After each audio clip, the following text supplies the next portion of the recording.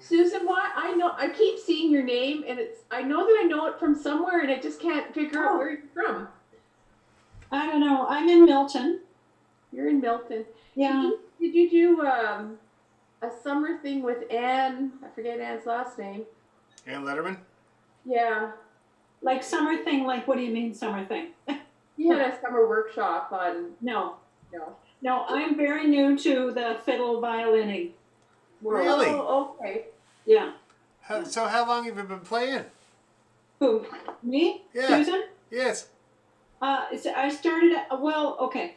I I took lessons about 5 years ago for about a year, and I got back to it right before the pandemic. I thought I had this violin staring me in the face, and so I right before the pandemic, I had the foresight to get a friend of mine to tune it up. Oh, nice. And the other thing is, both my kids did Suzuki for about 5 or 6 years, Ah. so I've got a lot like in my head. And did you do it along with them?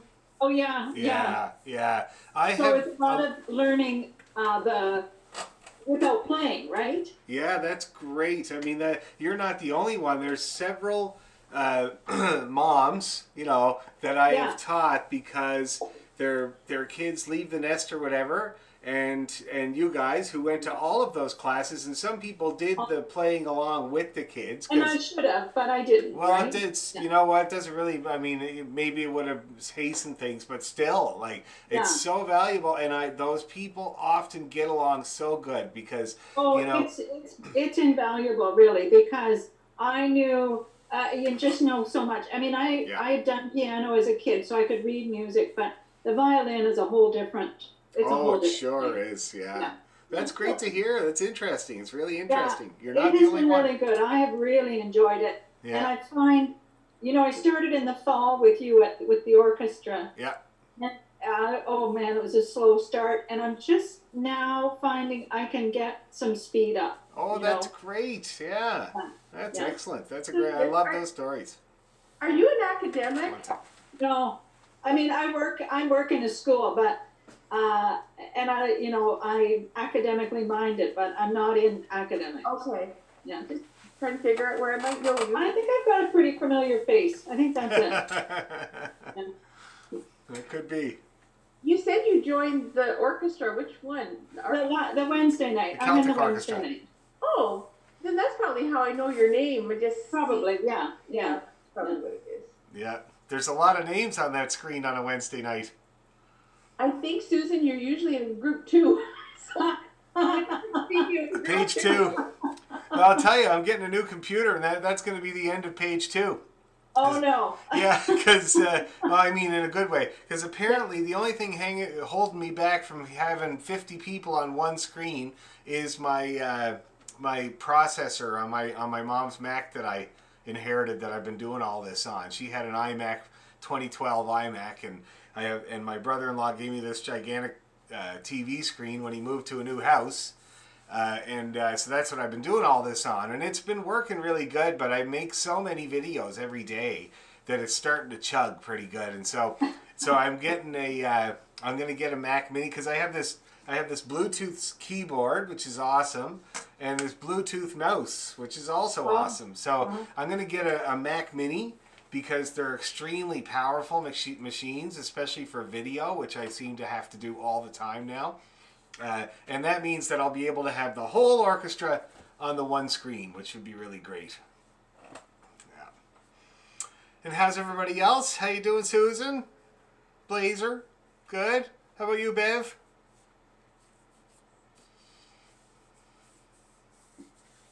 Very well, thank you, Dan. That's good. That's good. Fiddling's going good and everything? Yeah, Awesome. good days, bad days, but on the whole, pretty good, thanks. That's Yeah. good. Yeah. And Calada, is your fiddle still in tune? It is. Oh, good. Calada did a contactless drop-off of her fiddle yesterday because the pegs had slipped drastically, and she was fighting with it. And so she lives not very far away from me. Her dad is actually a neighborhood mailman. He's not my mailman, but I see him almost every day.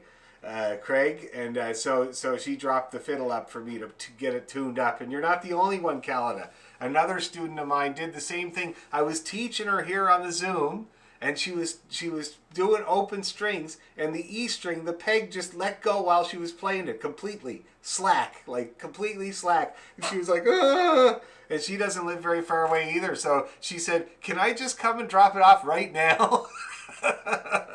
So she did. So you're not the only one. It's hard. It's hard to get your fiddle in tune, especially when it's really out of whack. Sometimes I suggest people don't try.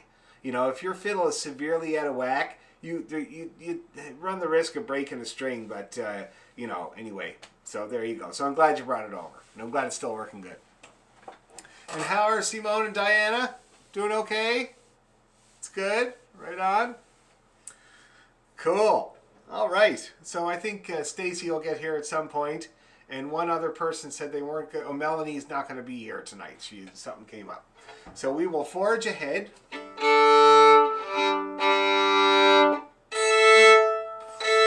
Oh, I'm just going to tune myself up a bit here.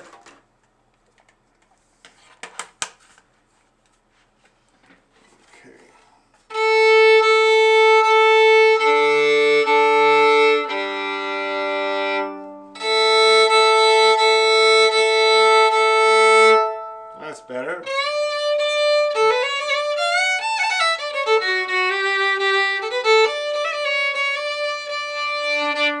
Okay. I'm going to hit record to the cloud. So, did we finish learning all the tunes in the King George set last week? I didn't have a chance to look and see how far we got.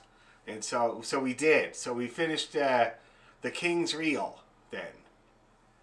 That's great. So now I think tonight we should just work on, first of all, we'll work on putting that set together because we had to learn every tune in that set. So that's King George, the King's Reel, Old King's Reel. And did we have anything else? Is that just those 3 tunes? Miss Lyle. The Strathspey? Miss Lyle. Yes. Okay, so Miss Lyle, King George, King's Reel, Old King's Reel, I think. Or Old King's Reel, King's Reel. Okay, good. So that's what we'll practice tonight. We will practice each of those tunes tonight, okay? And we'll also smash them together, and we'll just play them, and you'll see all kinds of stuff will go wrong, bombs going off, terrible, everything. And then we'll go back and we'll work on the seams between each tune. Okay, and then we'll do the whole set again and see if we can get it up in tempo a little bit. I thought we could also practice whatever other tunes we learned so far, just for a refresher. It's always good. And I'm being mindful about how much new music people have to learn these days, because I have a few students that are taking lessons from the Gaelic College in Cape Breton. They have a great program going on. It's almost done, I think. A virtual program, and so they've been taking lessons, and they said that it's been a couple of tunes a day of learning new tunes, which is a lot. And I find for people that are at a certain level of learning fiddle, that it's good to like get good at the tunes that you have, get really good at them, rather than pile on more and more and more tunes. Because you know it's not too hard to learn tunes, but it's hard to. They have a saying in Ireland: easy to learn, hard to master. So I think it really serves us well to get really good at the ones that we already play. So, and everybody's having to learn so much music these days. So I think that might be a good idea. So it's a review night, okay? So first of all, why don't we start with, well, I think we should run up and down an A minor scale to get the hand in the right shape and place. And then we're going to we'll start with Miss Lyle's, okay?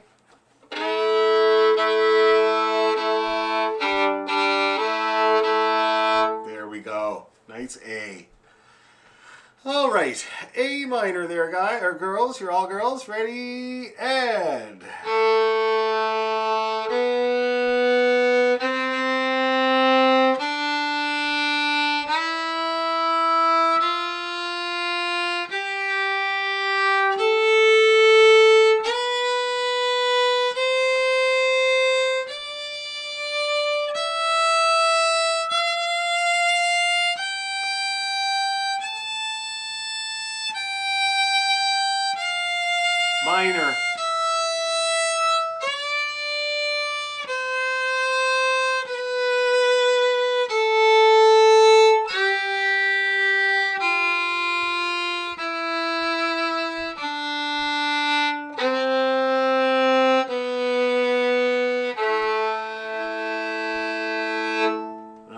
we'll try that again.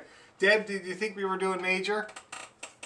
I might not have said minor clear enough. No, I got it mixed up, and I've been hearing it and going, it sounds so out of tune. Let's do it again right away. It's always good to really practice the minor scales. They're harder.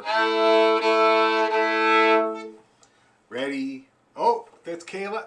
Sorry, gotta let Kayla in. There we go. Okay. A minor. Ready, and...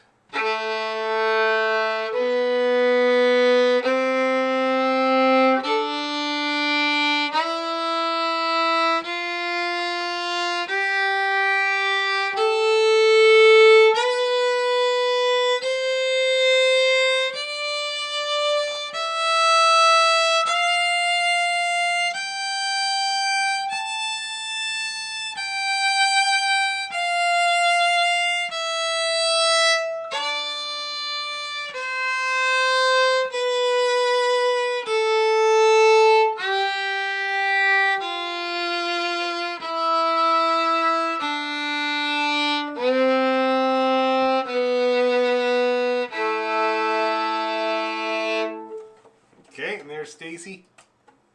Okay, and we'll do it again for hey Kayla, nice to see ya, and hey Stacy, you're not connected to audio, you are now. Hi Stacy. So anyway, now that you guys have joined, we're going to do A minor again. But before we do that, I want to ask the group who just finished practicing A minor, what's your worst favorite note? Okay, worst favorite note in A minor. Hard to hear, hard to tune. Bugger. What do you think? Let's see. Simone and Diana, what's your worst favorite note? I was just trying to think. I think maybe the F on the D string, because I kind of forget it has to be lowered. Yes, that's a good point, because we never ever have to play that F on the D string. Even in the tunes in A minor, it's sometimes you know. So yeah, it's going to require a little more work. Okay. Yeah, just listen to it more, be more mindful of it than all the other notes. All right, how about Susan Leader? What's your worst favorite note? Yeah, definitely the C. The C. Okay. The low C, yeah. The low C. It's hard. It's really hard. I always say the little joke is that even when it's really bang on in tune, the C sounds like a fart. You know? Yeah, it's it awful. does not have a good sound quality even when it's in tune. And what a good thing to do is... So there's the C bang on in tune. Here it is a little flat. Here it is in tune again. Here it is a little sharp. And here it is again. Now you see, just with that little bit of treatment there, a little bit of ear training, I could see your head, and Kayla too, could hear, oh yeah, I hear the difference between flat C and good C, and the other way around. That's how you start to learn those difficult notes. It's a really good idea to do that yourself. It's much better when somebody does it for you, because then you can concentrate on listening to it, but really good to try doing that yourself. Put your tuner on, get it in tune, whatever it takes. Play it, and then play it a little bit flat, play it in tune again, play it a little bit sharp, play it in tune again, and you'll get to know that C. And if you get good at the low one, no reason why you shouldn't do the other ones too. There's two more, right? Okay? Okay. Yeah, good though. How about somebody else? Bev, worst favorite note in A minor?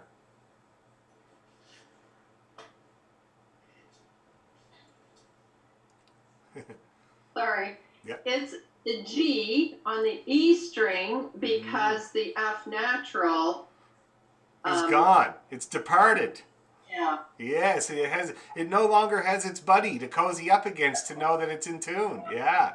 And there's the only thing, you know what I prescribe for that is drop downs with no one. So that's where you play the E, then the G with no one. See that? And if you get to know that sound, first of all, it's a ringer, which is real handy. So if you get it in tune, you hear the ring. And if you get it with the one finger, you have more freedom with that one. Okay? That's a very good point, though. How about you, Deborah? Worst favorite note in A minor? the C as well. Okay, so you heard how to work on that. Yeah. Yeah, that's good. How about Susan Blazer? Worst favorite note? The F natural on the E string, but because it hurts. Ooh. So when I'm cranking my finger back, I'm not sure if I'm supposed to shift my whole hand back. No. But when I pull this back, it's just kind of like, that kind of hurts. Okay, two things about that. First of all, thank Christ Almighty, we don't need to play it very often. Very little do we play that F natural on the E string, okay? Also, though, remember finger pressure. You might be putting down lots of pressure when you don't need to, okay? Yeah, so experiment, see how little you can get away with. Because it's hard enough to drag that finger back, but then it's hard to put pressure on it. It's really uncomfortable. So see if you can get it so that you don't have to. Okay? Hug that nut. When I do it, when I play the F natural, part of my finger is on the nut. Okay? Just to let you know. That's my hand, but it could be informative for other people. Calida, worst favorite note?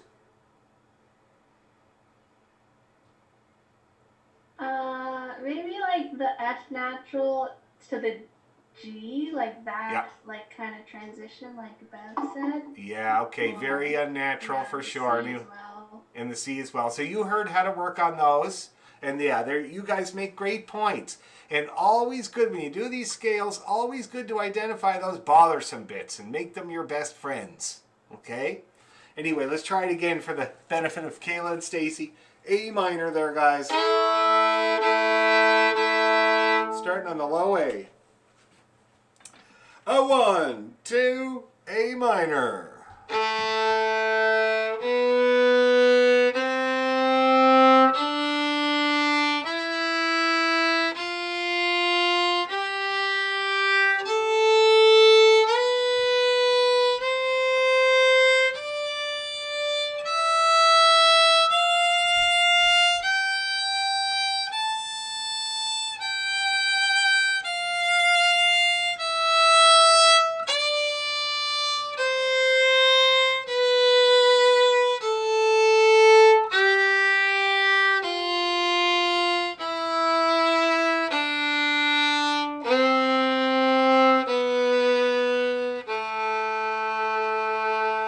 Now, let's try an F minor arpeggio.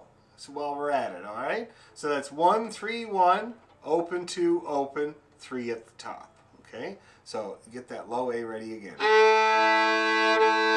Ready and 1, 3, D1, open A, C, E, high A.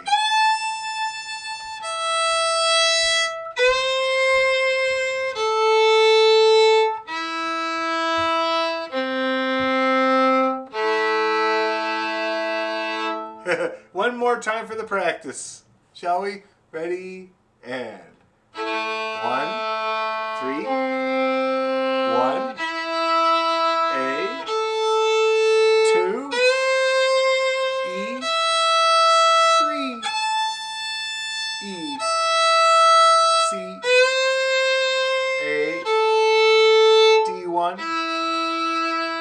G3, and the 1. How did we get along that time? Feeling good? Cool. So for Kayla and Stacy, we'll start with Kayla. What's your worst favorite note in the key of A minor? I don't know. I don't know if I have a least favorite one. They're just all. You love them all.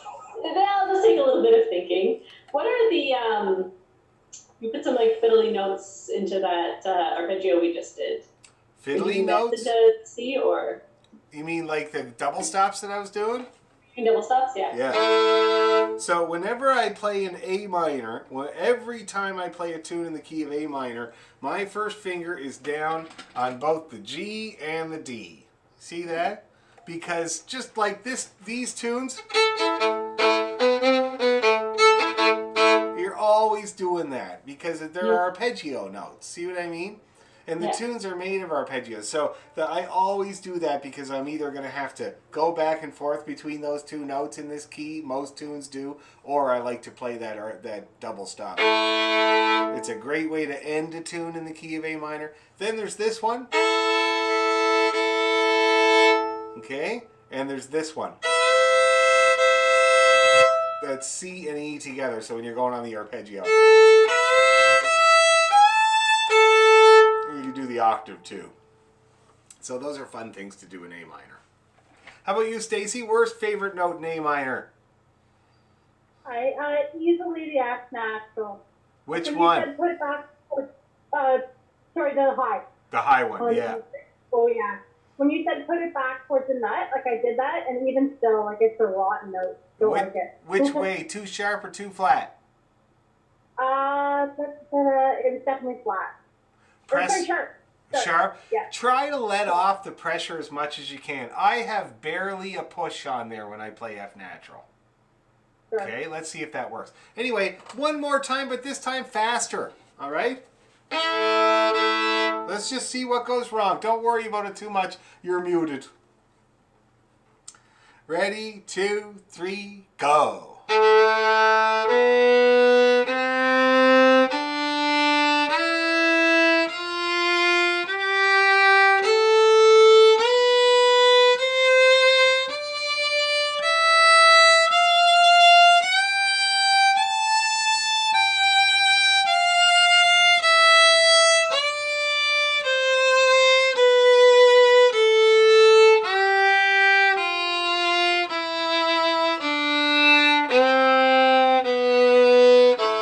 Arpeggio.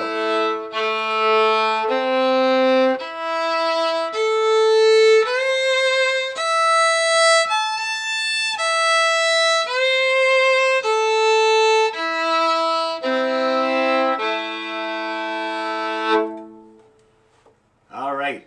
Everybody getting more comfy? Please let me know if you're having any problems for sure. Now, let's get out the old Miss Lyle, shall we? All right. I'm going to get the music out just so I don't put in any of my ideas in there. 62, I think. Geez, I'm getting to know this book pretty good. I don't usually use the book so much when I teach because it's in person. It's usually all by ear, but I found with the Zoom, the having the reference is really good, and I can help people get the right books and stuff like that. All right. Okay, so let's just start nice and easy with the Miss Lyle Straspe. Let's do it at a decent, nice, slow tempo, say like the stately pace, say twice. And then I'm going to check in and see if anybody is having any problems. And then we're going to try, putting the gas pedal on a tiny bit. But first of all, nice and easy. Okay, 1, 2, 3.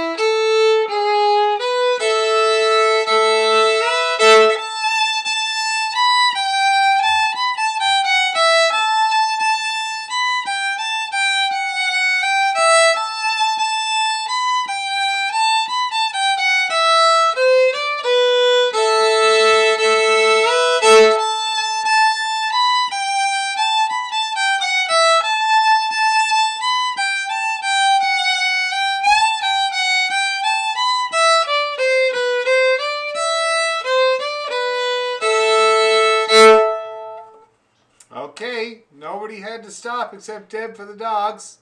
Other than that, looked pretty good. Anybody having any areas or problems or issues with that tune? Yes, Susan. Okay, in terms of planning your bow strokes for this one, I see that I want to add up where Sandy has the ups. But Yeah. what do I do with the triplet ahead of that? Where's So your... every time there's a triplet, are we supposed to be slurring the whole thing? You know, I don't slur them, I have to say. I single bow them, but I like the way Sandy has them marked in here with the ups right after. Like, that does serve you very well. So why don't you go ahead and do it like that? So not slur. No, slur it. Slur it, okay. And if you see the up there, that means that the triplet before it is going to be a down, of course, right? Okay. Yeah. So just you can mark it in, but they're all downs, except for the one triplet at the end of line 2. That's going to be an up. Okay? Other than that, they're all downs. And I think it would be fine to slur them at this point. Get your bow moving the right direction. And then at some point you can play around with single bowing them as well. Okay, good question. Anybody else? Trouble spots. Things that bother you. Yes, Deborah? So on the very last line where you start to get into the da da da da da. Yeah, the triplets. Yeah, but you're supposed to be jiggy, right? And Yep. I kind of miss that. I get that. I can't get the rhythm going. Do you want to try playing that bit for me? Just that bar? Oh God. The whole the whole Yeah. line. Yeah. Oh gosh. Okay, I'll try.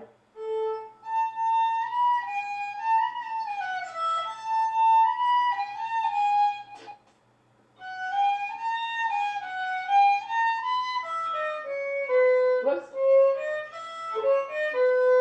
Okay. Now that wasn't the worst. I mean, I heard accents at the beginning of each of those triplets. Just need to smoothen it out a little bit. Let's do the ancient Zoom teaching technique of I go, you go. Huh? I go, you go. It's where I play it and then you try to play it. It's an ancient Zoom teaching technique. So I'll go first, okay?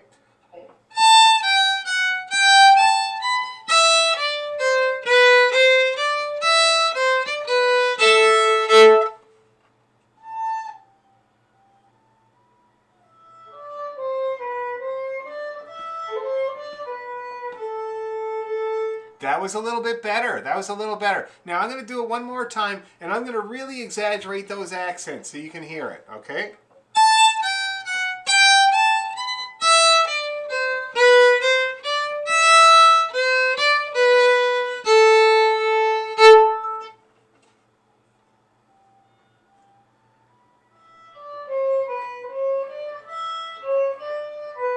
Oh, I didn't hold those notes long enough. That's okay, but that was better with the accents. That was coming through there much better. So my teacher's singing method would work there. Probably. Yeah, I'm all for that singing method, man. I think that's great. I just can't sing. When I try to sing to my kids, they tell me not to sing. He tries to make me sing also in tune. Oh, yeah? That's It's good. hard. It is hard. My father was the worst lilter of tunes ever in the world. He couldn't carry a tune when he sang it at all. He would just say, it goes da-dee-da. It's like, Dad, that's not even a tune. I don't even know what you're doing. Anyway, can't all have the gift. Anybody else having any trouble areas? Anything at all that's bugging you about this tune before we increase the tempo a little bit? How about Kayla? You're brand new. How are you doing with this one? I'm doing good. I find the second turn I'm just getting a little bit pitchy. I'm finding it hard to stay on tune with all of those high A's and the B and everything. So I was just kind of playing around with it. I think it's just practice. It'll get better. Which way? Oh, I know, but you got to identify which way do you find you're going, sharp or flat? I think flat. Flat. Okay. An easy fix for that is to press harder on all your notes with your left hand. You'll come up a little bit in the pitch. You won't have to do weird maneuvers. And it's usually, I have usually 70% pressure down on my notes. Not quite all, but a bit. But you were saying to kind of ease up for some people. It depends. If you're chronically sharp, you have to try to ease up. But I have to say, and I point this out all the time, I find that flatness is an ear problem. It's where your ear kind of thinks, good enough, you know, and you need to get it a little bit sharper, a little bit more in the game of listening to the notes. But I have found that just applying a little bit more finger pressure brings you up, and then you can hear it. You can hear being in tune. You get to know what it sounds like, right? But the Sharpie thing is not an ear problem. The Sharpie thing is a mechanical issue. It's this here. It's the hand coming up that fiddle, right? And so if that happens, it's caused by tension. It's because you pinch the neck of the fiddle, you creep up there, especially when you move around the neck, then you really creep right on up the fiddle. And it's sometimes hard to bring it back. So that's why I suggest that you just, like, if you're a little chronically sharp, just let up on the pressure a bit, you know? But if you're chronically flat, you just press a little harder, and I bet you any money most of your notes will come right up where they should be. Okay? Stacy, how about you?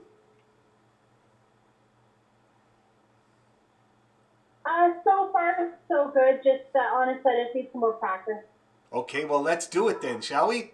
Let's get out the grinder, 220 grit, and we'll do it a good few times, and we'll increase the speed the third time I'm going to push you. Here we go. 1, 2, 3.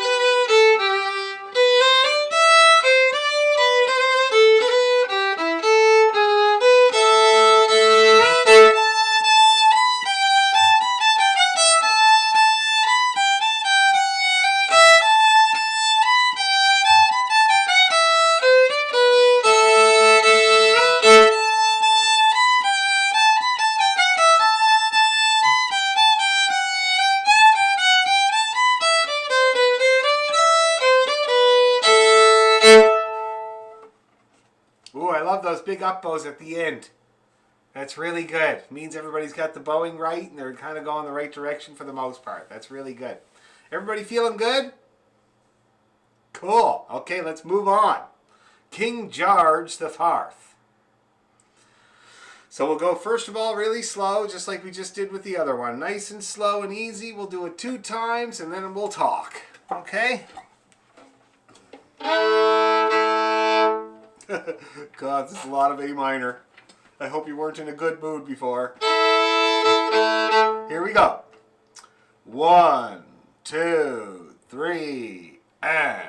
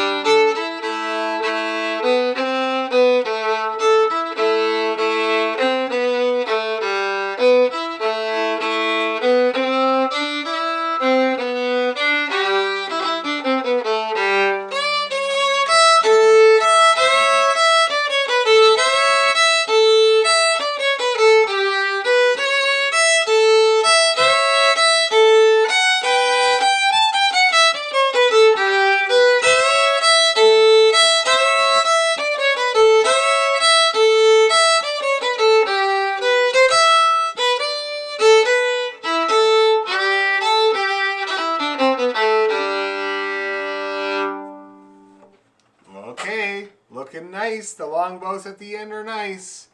Okay, so how are we doing? Anybody having any bits or pieces that are bothering them? Bowing or intonation or runs or anything like that?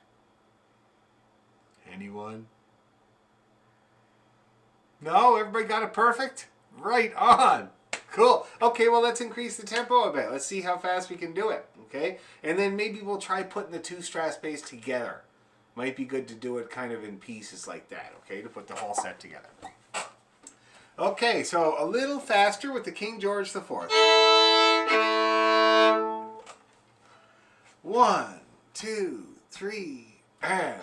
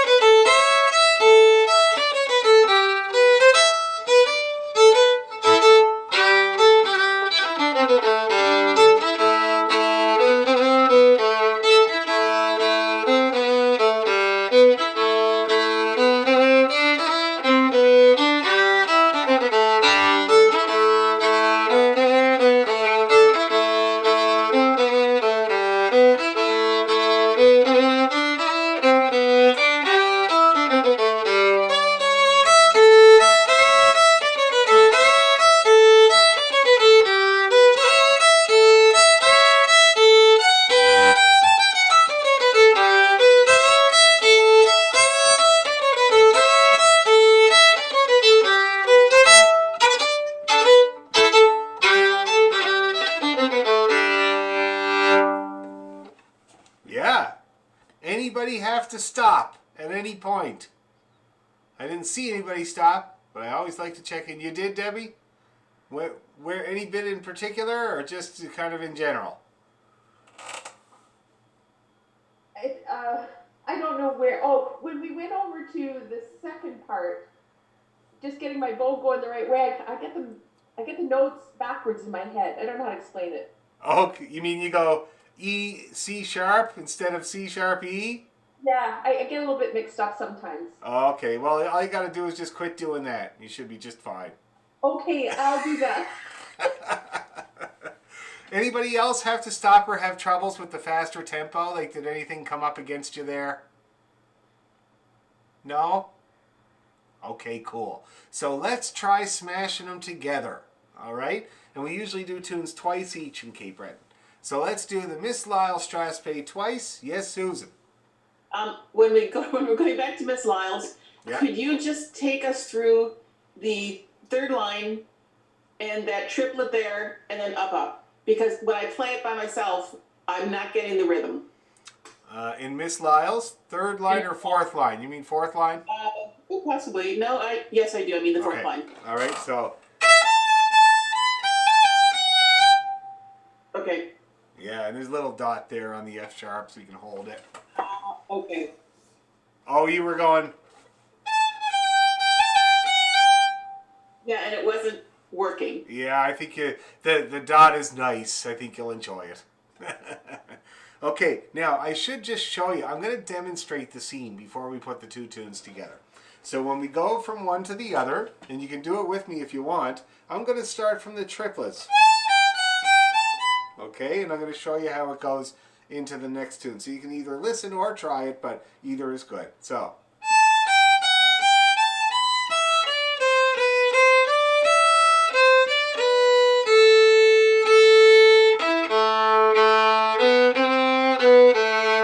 see how I'm just doing two big long A's there.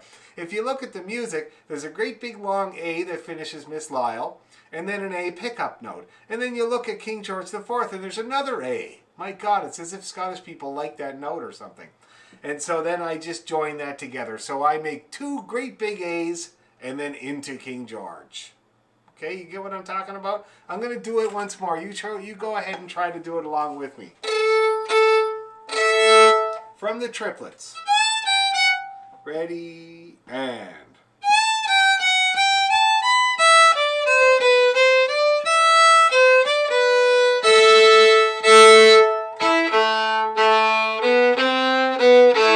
Did that work? That looked pretty positive. Let's do it one more time to be sure. Ready, from the triplets. Ready, and...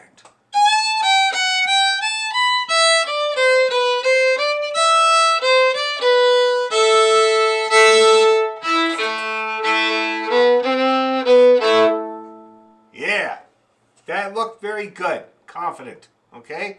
So, let's give it a try. Let's do it. 2 Miss Lyles, 2 King Georges, and then we'll get into the reels. Here we go. Helmets on. 1, 2, 3.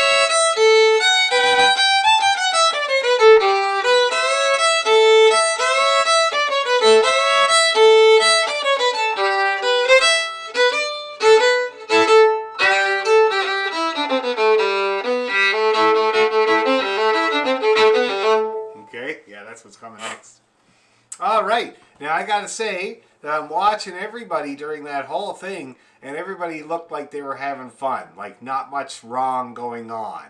And the tempo, it wasn't fast, it wasn't up to speed, but it was nice. It had a nice feel. Did everybody feel okay at that tempo? That's great. Simone, I got to tell you, you're the only person where I can see your right hand. Everybody else, the right hand is out of the shot, and your right hand is looking great. It's got this nice thing going on, especially on the low strings, which is kind of really good. That's ahead of the game because I have to help a lot of people get over those low strings instead of trying to, you know what I mean? So that is looking great, man. Keep that up, okay? All right, so how we doing? Tell me if there was problems. Please come to me with your issues, your wrinkles, your hitches. I have a question. Yeah. For the first, do you single bow the first 2 bars? Of which one? Sorry, King George IV. Yeah, I single bow pretty well all of it. Somebody asked me that not long ago.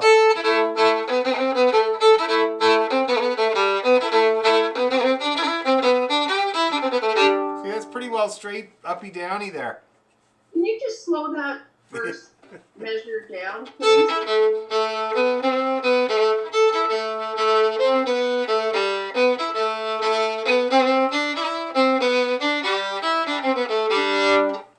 Okay, thank you. Yeah, so it should work. Straight, downy, uppy should work, except the few little up-ups, but there aren't really any in King George, you know. Yeah. No, it should all work out really simple. Always good with Strass bass. Simple is good, you know, because half of the Strass bass is turning the bow around. That's you got that ticka, ticka, ticka, so turning around is good anyway. Okay? Anybody else have any wrinkles, hitches, bits, or pieces that bother them? Evil bits. No? That's excellent. Very good. Okay, so let's not belabor too much. I'd like to try the set faster. I'd like to try the 2 of them faster, but let's move on to the reels. Okay? Let's work out on the reels because we got, what, 2 reels? Not too bad. And so we're doing the old King's reel and then the King's reel. So first of all, let's reduce the... and then we got to work on the seam. And going from Strass bass to reel is a bit of a trick. Okay? It's not straightforward like if it was a big set of reels or a big set of jigs. So we will have to work on that. Jumping up the tempo a little bit and getting into that reel. There's a trick to it. Once you get it though, any set of Strass bass reels you're doing, you'll be able to do the same thing with the timing. So anyway, let's take her nice and slow through Old King's Reel.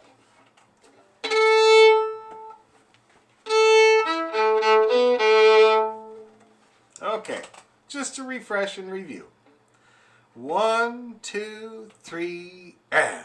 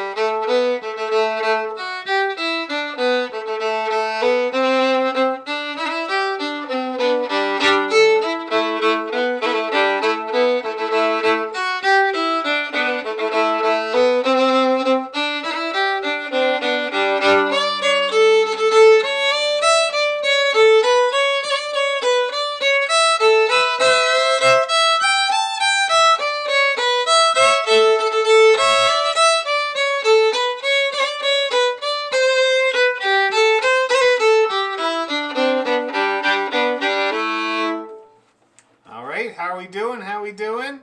Not too good, Deborah? What's where's it stopping you up? Oh, it says getting mixed up on my notes. Oh, okay. Any bit in particular? And I did practice this one. So it's pretty bad that I couldn't get it because I practiced it a lot. But anyways. What's the worst part for you? It's the beginning. It's just figuring out that those are. Yeah. It doesn't sound natural to me in that first opening.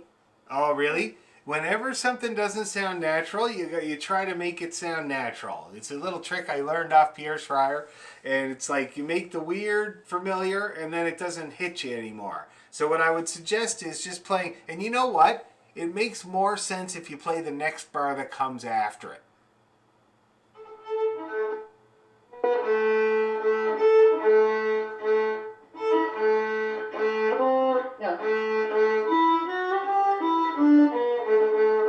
Okay, that's good, that's good, that's good. Try that again, just those first 2 bars. One more time.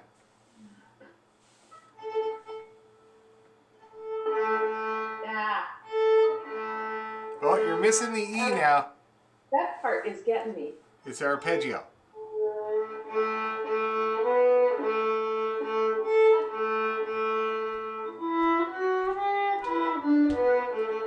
Okay, that's a little bit better. Now you are missing the E. The E? The E. Where's an E? The very, very first, the beat 1 note of the tune is E. So A, E, A, A. Yeah. Ah.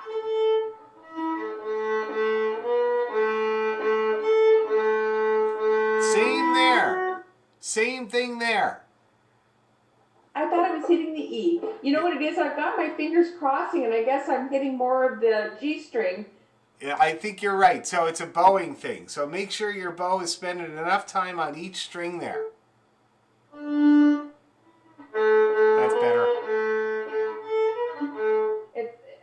It's a practice thing. I'm just going to have to keep at it. Yeah, nice and slow, Deborah, with lots of bow on each note is what's going to clear it up for you. You just need to kind of make it a little bit more articulate, but it'll work. The danger with it's really good that you're bridging the 2 strings with 1 finger, but the danger is that you got to make sure you spend enough time on each one, because it's easy to kind of just drag the bow right over and you're on the G right away. See what I mean? Anyway, so just work on it slow with articulation. Anybody else get tripped up there? Anybody at all? Just don't be shy. You tell me about it and I can help. That's my job.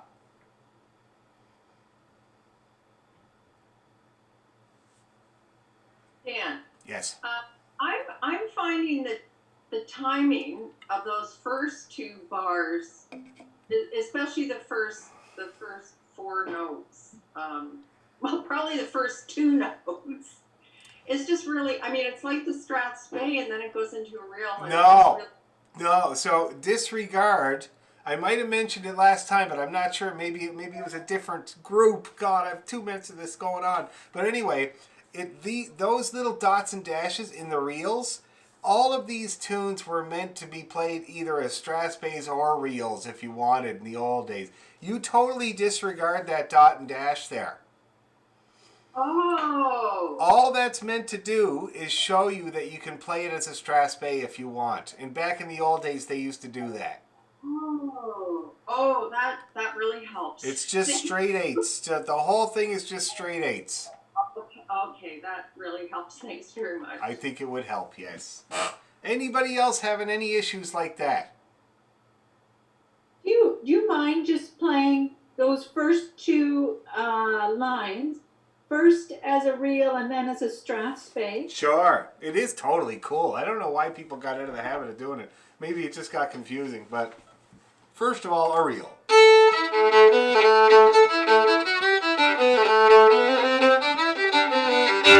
Okay, here it is as a Strat Spey.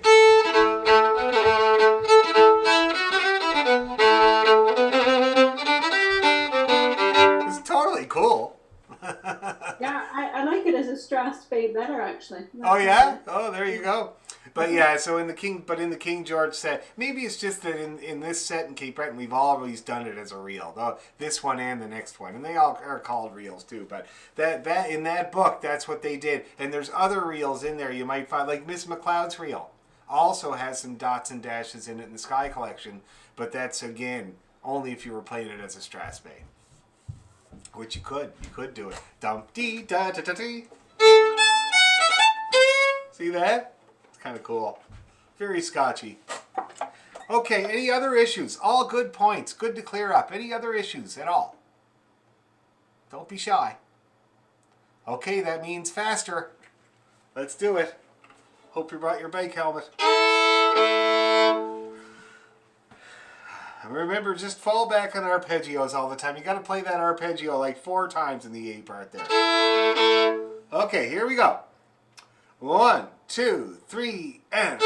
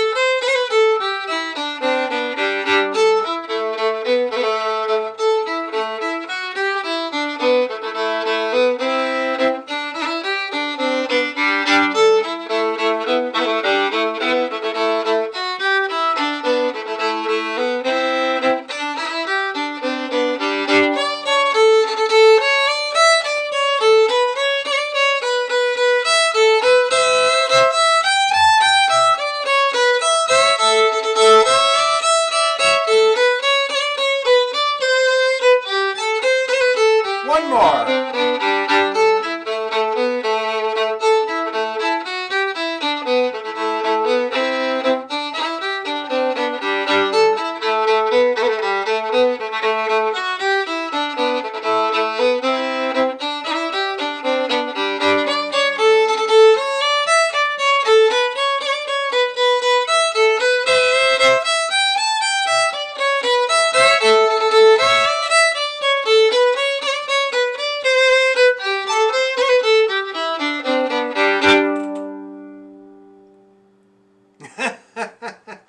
Okay, how we feeling? Anything bad happen when we went fast? Anything go wrong? Yes, Stacy, what went wrong? For me, just the wheels came off pretty fast when it went fast. Okay. Well, can you tell what the first thing that stopped you was? Was it right away as soon as I increased the tempo, or? The crazy kids running through the hallway. Ah, yes, I have that problem often too. Yes. Yeah, and you can hear that in the background, and I'm like, yeah, I just need more practice. Yeah. Now, I always say, well, this is an old, I didn't say it. Louis Armstrong actually said this. If you can't play something fast, it's because you haven't played it enough times slowly. It's very boring, but it is true, and he said it. So if you find that, it's a sure sign. You just got to go back to slow. What's happening is there's something. What happens for me is when I think I'm ready for a tune to be up to speed, and I go to do it up to speed, and something stops me. It's because I thought I knew something that I didn't actually know. A pickup note, or a connector note, or something that I thought was sure, but then when it was weird, it was like, and that kind of hitches me up. See what I mean? So then I go back to the slow, and I just see what it was that I overlooked or don't quite understand, and it'll clear up. Don't worry, okay? So it's just this week, just practice it at the slower tempo. And I think for most people, like that there, I don't have my metronome with me. My kids are listening to music.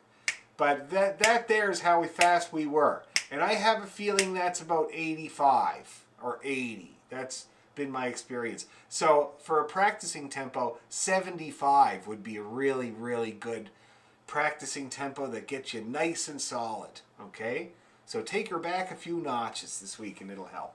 Anybody else? Anybody? Did anybody get along really good and had no problems at all and could have done it another 10 beats faster? No? Okay, so we'll stick to that 85. That's going to be our goal for the reels. Okay?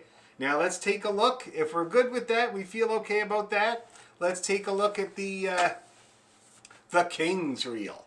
Rehearse that up a little bit. All right? And then we'll join them up too. We'll join up the two reels. And then we'll join up the Strathspey bass and we'll play the whole set. All right? It's just the first 3 lines, right? Not the last 3 lines? First 3 lines. Yes, correct. That is true. Yes. The first 3 lines. That's one version of the King's reel. And that's the version that we're doing. The first 3 lines. Okay, here we go. Nice and easy and slow. Get your B's ready. Ready, 2, 3.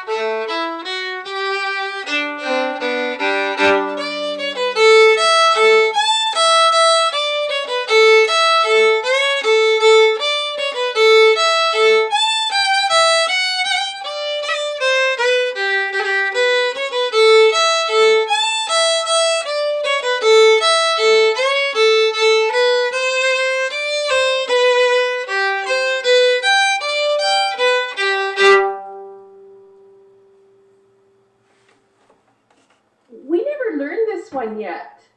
Really? I thought we did. I thought we did it last time. No, we've never played it before. We were going to learn it this week. Well, then that's what we will do right now. So tell me something, though. Who got along okay just reading it? Second part I was fine, but not the first line. Okay. One was tough. Second part's great. Okay. How about you, Susan Leader? Yeah, the same. The second part was easy. The first line was tough. Okay, geez, good on you there, guys. Sorry about that, but, you know, always good to get a reminder how you're doing. That's great. How about Simone and Diana? Were you guys able to play it? I mean, I saw your bows going the whole time. I think we were like acting and playing a few notes. Yep. Yeah, I feel like because reading everything low is just a bit more difficult. Oh, let me give you a few tips about the low stuff, below the staff, all right? First of all, there's only 3 notes down there. That's the one thing that helps to remember. When you go below the staff, there's only 3 fingered notes, right? And the way that I do it is, first of all, the G string, the open G string to me is so recognizable because it's the lowest note that you'll ever see on the staff for the fiddle. That's the bottom of the basement, as they say, okay? And then the low A is very similar to that in my mind. It's like almost the bottom, but it's on the line. And always remember, I don't know if I told you guys this, but for fiddle music, when you're reading fiddle music in first position, if a note is on a line, it's always going to be 1 or 3.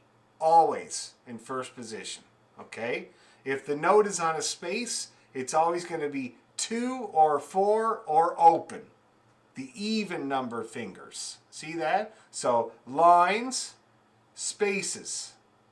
All right? And that helps me a lot. That takes a lot of guessing right out of the picture. So I see that's, the lowest, right? But it's on a line. So I know the 1. Okay? See that? The B, the low B, I've always found that the most problematic one to recognize right away. All right? Because it sits there below the line, but it's like kind of just in midair because it only has 1 line, right? So you just got to get to know that one. But then the C, which is the 3rd finger on the G string, that's Kermit the Frog's eye. Okay? Same with the high A. That's always how I used to get those notes when I was a kid, is that they're shaped just like Kermit the Frog's eye, with the circle, with the little dash through the middle. Kermit the Frog's eye. And that's how I recognize the 3rd finger note on the G and on the A by looking at the music. Right away I see it, I know exactly what to do. Does that help any there, Simone? Yeah, good. Because it is, when you get the extra lines, man, it gets pretty mind-boggling. My poor wife, she showed me a piece of music she was doing a couple of months ago for a streaming thing of new music, The tuba has to play a lot of new music because it was only invented in 1835. So Beethoven, Mozart, all that stuff, no tuba, right? So she ends up playing a lot of new music. Now, we both like new music, but whenever she comes, and she plays in the Esprit Orchestra, which only does new music. And when she comes home from one of those rehearsals, I say, so what do you say, Jen? Was it a good one or was it a honk and squeaker? Because we always find the ones that aren't good, it's just like silence and then honk, squeak. But anyway, so she showed me this piece she was working on, and it was all ledger lines below the staff. It was like 5 ledger lines for each note. And I asked her, I said, do you count them? And she said, no, I don't have time to count them anymore. I just recognize them. Just exactly the way I showed you guys just now. You recognize each one. You don't have to count and work it out. It takes too much time, right? Luckily for us, we only have 3 fingered notes to worry about on that string.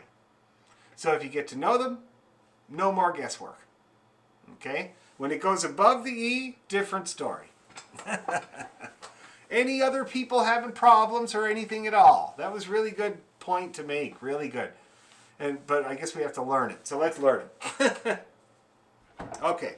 The reason I love this tune is the great big slide into the A from the G.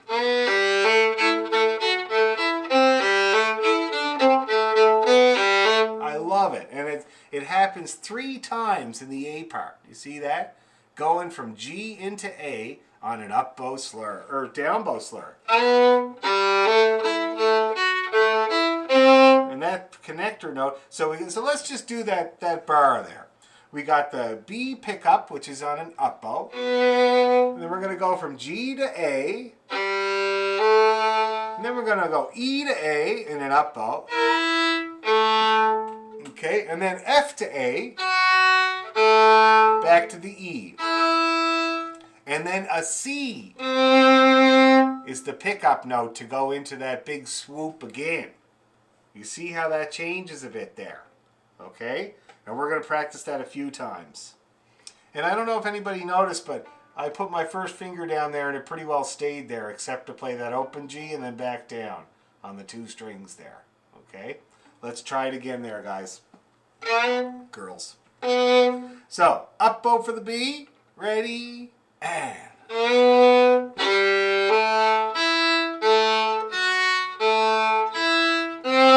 And then we do it again.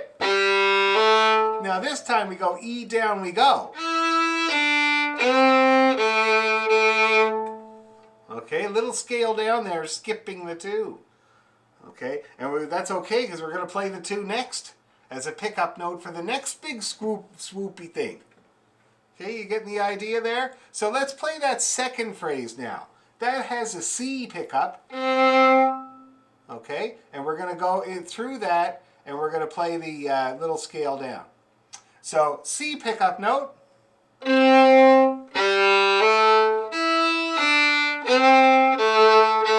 B, big swoop.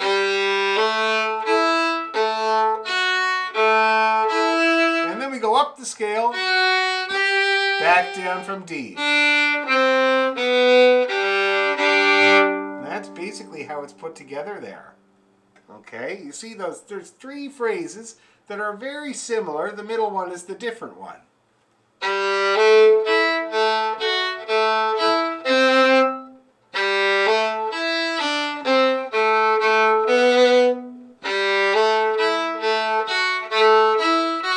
Scale down. See, I hear a passage like that at the end, and I just think scale skips a few notes. That's all, because that's all it is, you know? That's the way I look at it. So let's go really, really slow here, guys, and see if we can get right to the end without anybody throwing the computer out the window. Bev, you got a question? Yeah, I do, and it's just the way the notation there. So he's got a slur, and then he's got 2 up bows. So that's a slur. So why do they write it as? I don't know. Are you kidding me? Some kind of Scottish thingy. Not that I know of, no, except the only thing I was maybe, like, this is Sandy's kind of treatment to this, eh? He put those bowings in there for teaching purposes. So a couple of things I think might have been at play there. First of all, it might just be to really, really get the message across to do that in 2 up bows. Because I don't know if you feel the same way, but slur marks are quite kind of subdued. And they don't jump out at you, you know. Some people don't even know what they are. So the 2 up bows is more obvious. The other thing he might be wanting people to do is stop their bow in the middle. But I can't imagine that, you know. Because that's called détaché bowing. When you play 2 notes in 1 bow, but you stop it. See that? But we don't do a lot of that in Cape Breton music, man. We pretty well put her down there and get her driving, and that's about it. So I can't imagine him wanting to do that. So let's just do it a smooth slur for now, okay? If you don't do the 2 up bows, then you end up on a down bow. No, you have to do the 2 up bows. You really have to do the 2 up bows. Bev was just wondering why it's not just a slur mark instead of 2 up bows, because the down bow slur right before it, he just put a slur mark. So it is very confusing for sure, but I think that's why he did it that way. Okay? Just to get the message like, hello. Yes, Kayla? Are you sure you don't just play them as individual notes? Because I feel like I always play it like I would just kind of play it like that. Like, oh, you did? You did stop your bow. Détaché. Yeah, so maybe that's what he meant. And if that's what you do, it is a little bit more percussive. So you can go ahead and do that. That sounds good. But it's still, directionally, doesn't make any difference. Still the same thing. Okay? Any other questions or anything before we try that first line? We'll grind it a little bit. Is there anything we're not getting? All right, let's take it away. Oh, you got one, Kayla? You got something? And I just want to confirm, we're doing mostly C sharps, right? Like it's C sharps for those low Cs on the G. No, they're C naturals. Okay, the sheet music I have has this changing keys, and they're all sharps except for the last one. That would be. So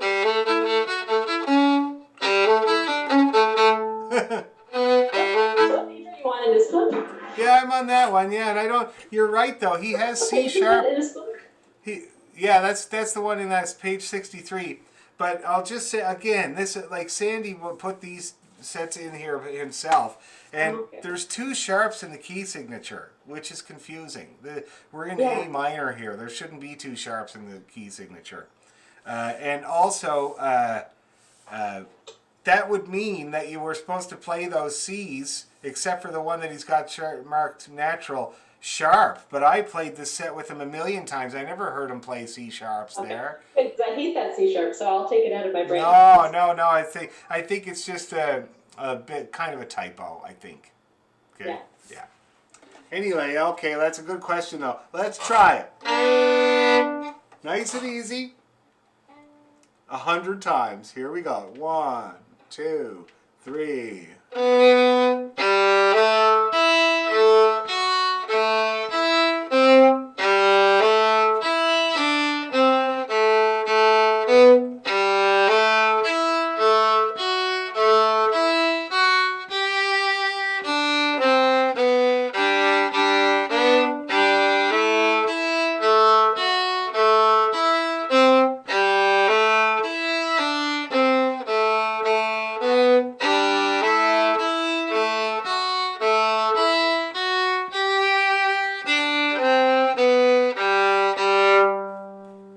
Feeling okay?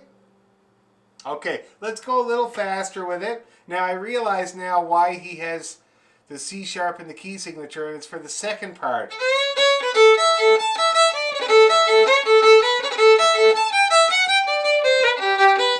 All those C's are sharp in the second part. That's probably, and he probably just overlooked those ones in the first part. Okay.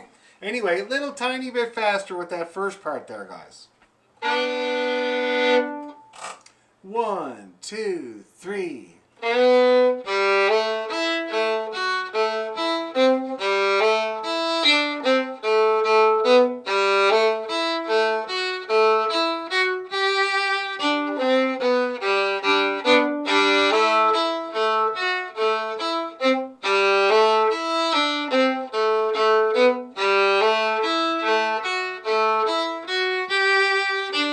One more.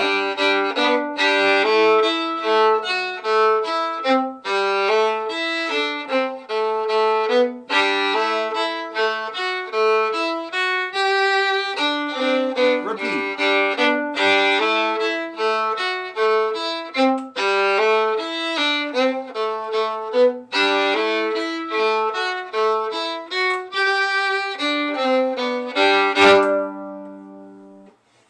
Oh, that looked good. Everybody stopped at exactly the same time. That's really a good sign. Okay, feeling all right? Getting all that? Second part. So the second part, it is easier. It has these little runs down. And the second phrase, very similar. Third phrase, same as the first. Almost. And then we got this bar here with the 2 D's and the 2 G's. See that? Then you do it all again.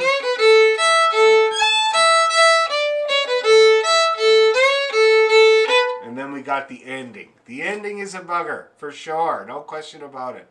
Let's do the first 3 phrases of the second part, and then we'll tackle that ending, okay?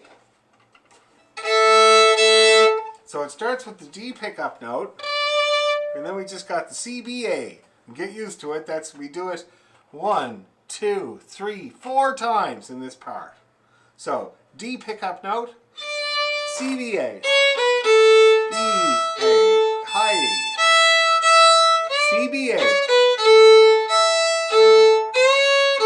again.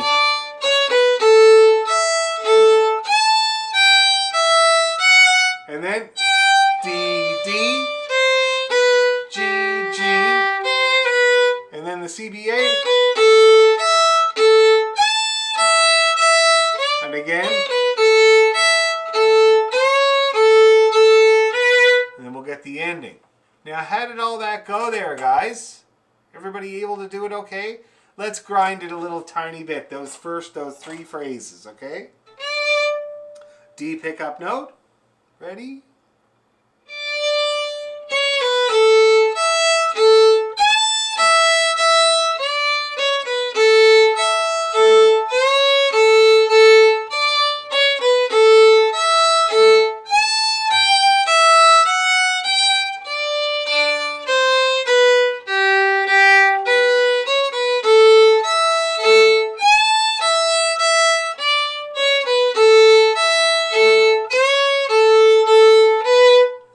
Ending. It's a long C, and then D, down we go, over to the G, to the C. It's a tricky one there. And then that's B to the G, D to the G, and then B, G, G.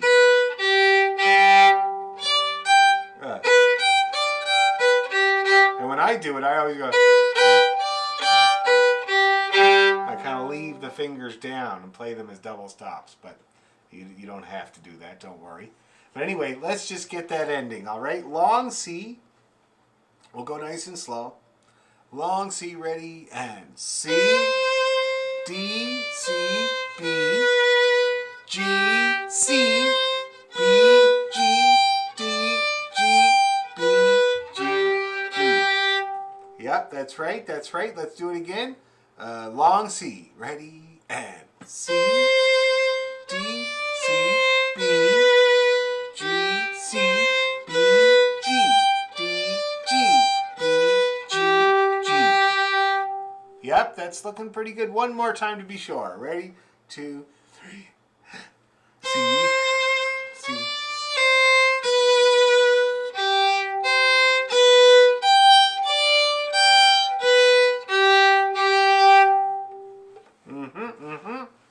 Okay, so let's try it there, guys. The second part, we're going to go right from one end to the other.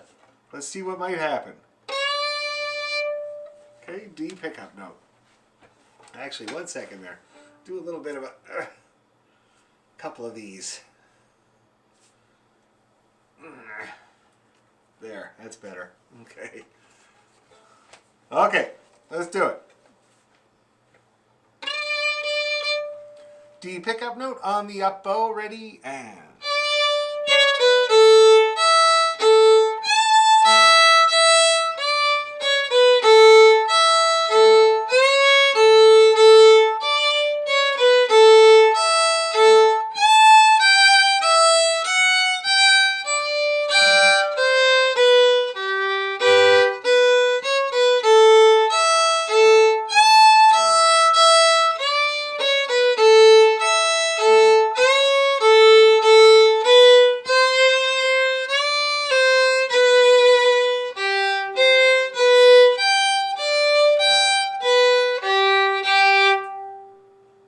Success?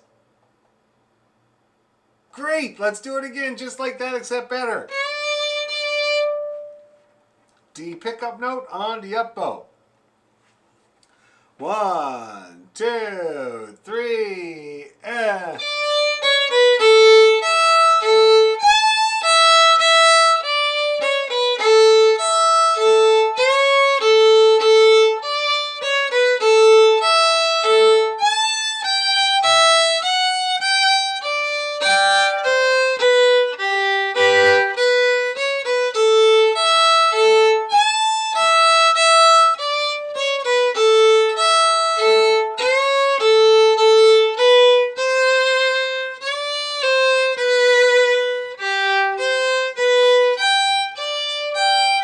Again.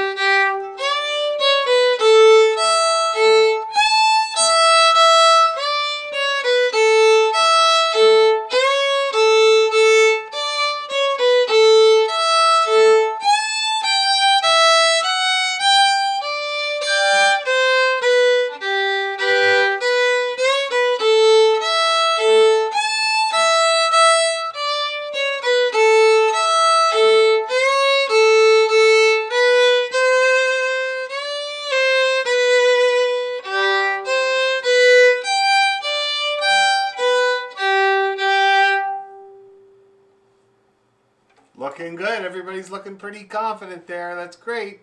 Okay, so we're going to try it from the top. Now I'm going to go grab some more water. I will be right back. You guys can mess around in the meantime if you have any bits or pieces. And then we'll try the whole tune. Okay, so let me get some water.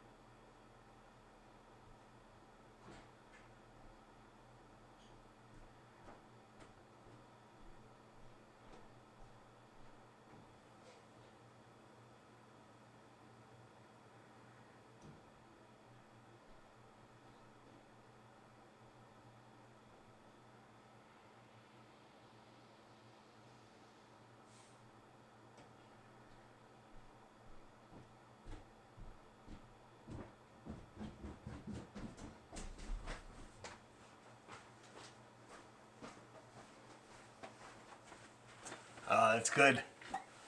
Bow's cheerily moving. That's great.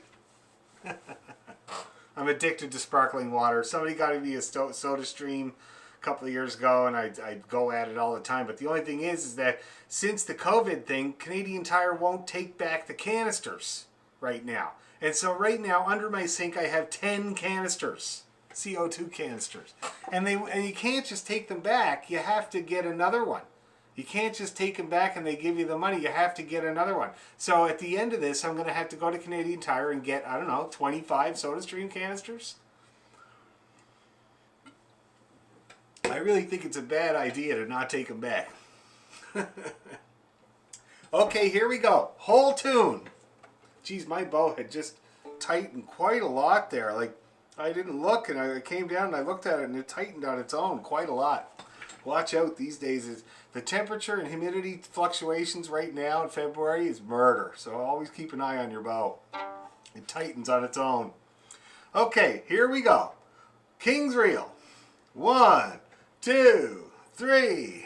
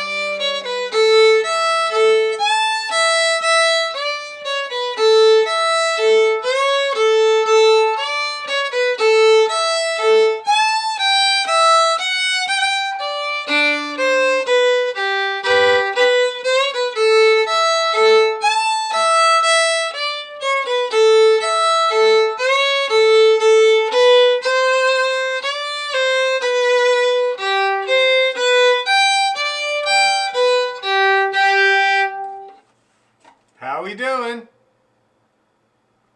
Yeah? All right? Okay to do it a little faster? All right, let's do it.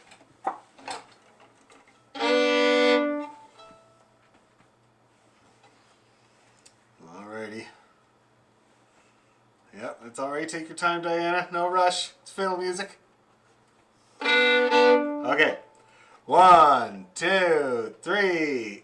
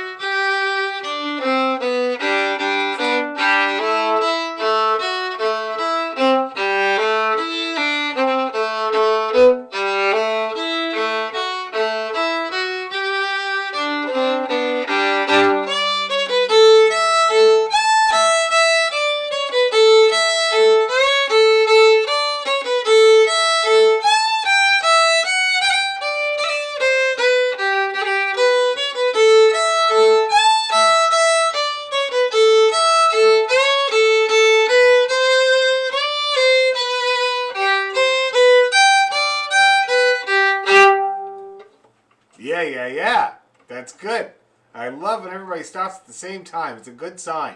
Yes, Deborah?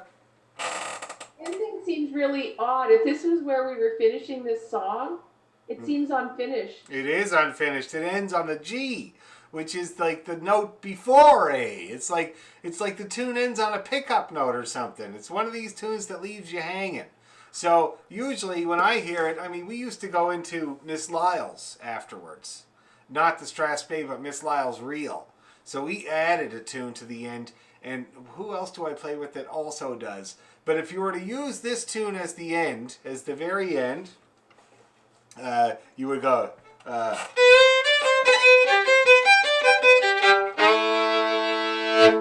See that? You just play an A. You have to resolve it. It does not resolve. That's the problem. A tune that's in A minor that ends on a G is an unresolved ending. So you have to resolve it. And you hear that all the time. Another one is, what do you call it? The Silver Spear is another one.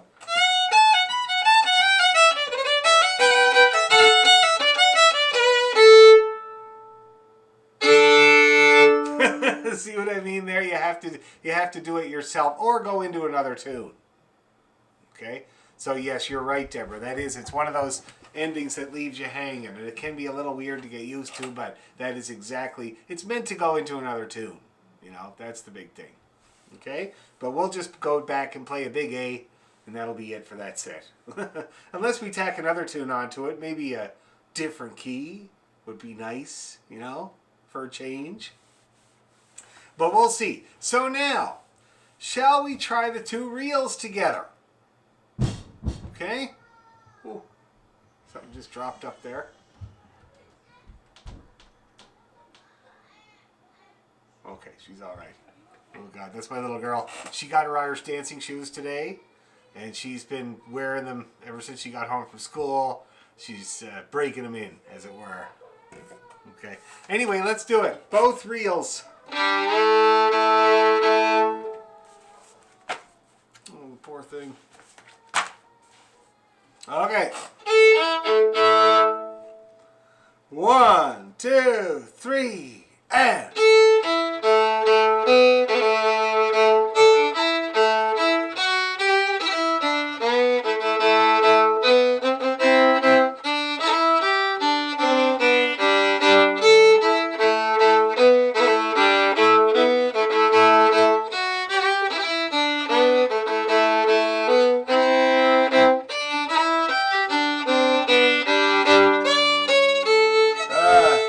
Sorry guys, I looked down at the music and I read Miss Lyle for some reason and tried to play that. Anyway, let's start again. My God. Okay. From the top. 1, 2, 3.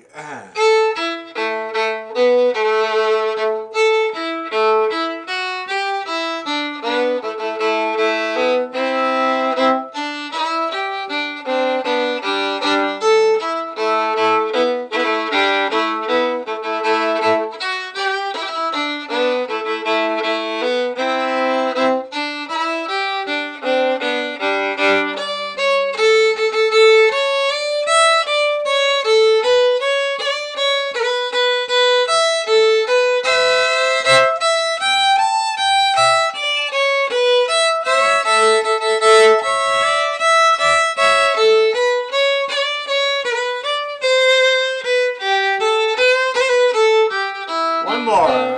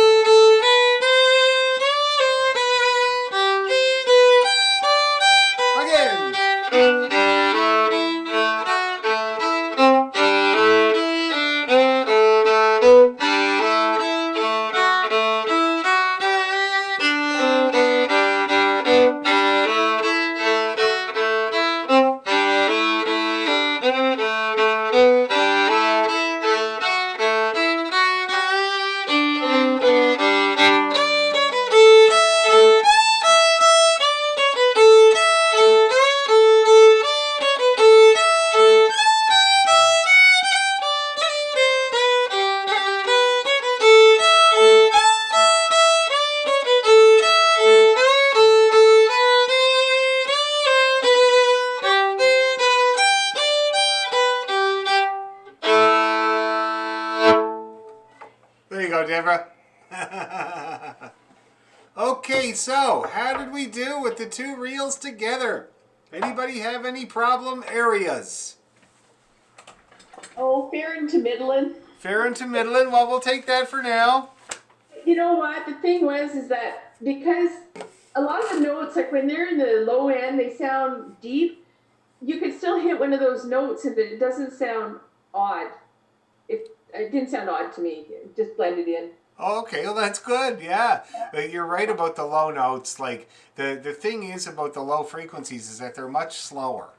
Okay, so for instance, if you were trying to tune one of those notes to say the D string, you have to really listen for a long time to hear those modulations go by because they're so slow. Okay, a friend of mine said that on his G string, if he's slightly out of tune on the G string, he might not notice until for a whole bow because it's the whole bow of a modulation there that you would hear. See what I mean? So they require a little extra time of listening for those notes. Okay, good point though. The lower is definitely challenging. I find higher challenge. My big problem is high frequencies. When I get up into sixth position, my ear thinks things are in tune when they're actually sharp, and that's what I'm always working on. Like I'm getting better, but I'm never happy. I'm continually working on that aspect for the high stuff. Some people have trouble with low stuff. My wife hates high stuff. She plays the tuba, and the first instrument that somebody suggested for her was the flute. She lasted about 2 weeks, went to the tuba. Oh, is that funny? Anybody else have any insights or anything like that? Or discouragements? No? I think it's great that we've got to play these. These are really hard. Oh, that's good. And I'm glad the way we're doing it is good. We're spelling it out and laying it out, and I think it's really working out. So, okay. So for next week, we'll put together the whole set. All right? The whole set. And I'll show you. You guys make an attempt at going from Strasbourg to reel for now. If you want some context, first of all, you can just listen to me playing it on the YouTube, although I'm sure you're looking at enough of me. That's what my wife is telling me these days. But you can also go back and listen to the old masters. Buddy McMaster, for instance. Jerry Holland. Ashley McIsaac plays this set. Ashley does a great job of this set. It's one of his favorite sets. Go and listen to those guys and see how they go from Strasbourg to reel. See if you can pinpoint that little transition. Give it a crack yourselves, and then next week I'll help you. I'll spell it out, and we'll be able to do it together. Does that sound like a plan? All right. Excellent job, guys. Thanks a million. We'll see you next Thursday. Thank you. All right. Bye, everybody. Bye. Thank you, Dan. Bye, Thank everybody. you. See ya. Bye-bye.